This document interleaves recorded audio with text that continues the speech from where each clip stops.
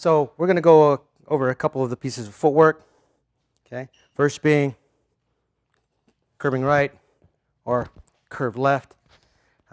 Quick notes, especially on the curve left, it's a lot more awkward for most people to get. So you'll see some various alterations or modifications in how it's done.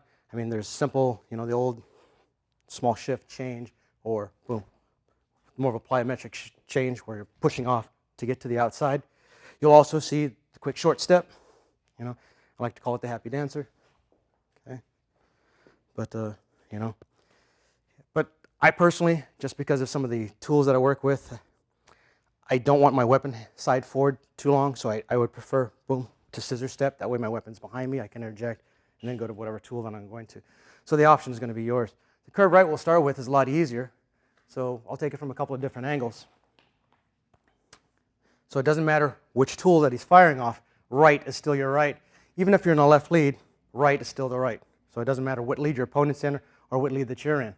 So what I'll have him do, first of all, he's going to take the glove and I'll have him strike at me. I'm just going to curve right from my distance. So first I need to make sure that you learned earlier, the fighting measure, I want to make sure that I have that. So I already know, just because I know this is my range, the moment he moves, I'm able to curve outside.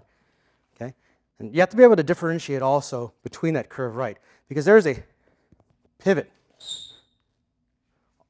Okay, so I can stay and pivot, which is a pivoting step, but I can step and pivot, which is not a curve step. A curve step is two simultaneous, boom, motions on the outside in the same direction. So that's my curve step, right? Boom. So as I'm doing that, I should be initiating that shot. I can even curve right, boom, and still get my lead or my rear straight in. Okay, so again, left, we'll give you a couple of options again. So again, I'll start with something a little more classical. So when he comes, it's that left, right step. Left, right step. So in some of the recent more popular movies, you've probably seen that move. Okay. And then the other, okay, the quick step. Okay, it's okay for some guys. I don't think it's necessarily a good move for guys who have longer legs. I think it's really good for guys who have a little bit less height in their legs. Okay. And again, of course, I like to change outside. Boom.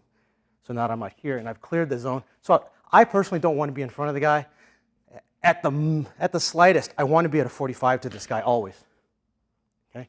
I have full accessories. In order for him to do anything, he has to turn here. Bam! Okay? So that is why I like this scissor step a lot better, because it puts me on the outside. So again, I'll go over those again. So we'll do it the curve right this time. So the strike is coming. So I know that he knows the hand precedes the foot. So as I see that motion, my body's turning off the center line. So, boom, off that center line. Boom, off that center line. One more, boom, off the center line. Okay? Now we'll do the three off the curve to the left. Okay? So with that small step, at 7 o'clock, as the leg is turning, the hip is already pivoting. Once that happens, that already sets the upper torso into motion, taking the weight off this leg long enough for me to get outside. So even as I do that, boom, you can feed your accessory kicks. So he comes in, boom, that puts me on the outside. Again, boom, a little quick step, boom. Again, it has me at a 45, which I like, but I don't like crossing my feet. Okay? Even though the next step is similar to that, my feet are not together, and it puts me in immediate position, bam, to fire that leg. So he comes in, I'm there, boom, I'm still there. Boom, I'm inside here. So it puts me in contact right away. Now, this time I'm going to use the curve right with a hit. So my partner for this drill is just going to move the glove forward, and I'll take that as both his attack, and it gives me the opportunity to strike without hitting him. So again, from my fighting measure, okay. Again, for me, I'm offset at about 45 to him. It doesn't look like it, but I am. So my body's always referred to as preloaded, okay. So a little bit of bend here, here, that leg's preloaded. I'm set and ready to use the whirl if I have to, or boom, get off the line by using that plyometric step, bam, which pushes me outside. So he moves forward, that allows me to hit on that single angular attack. There it is.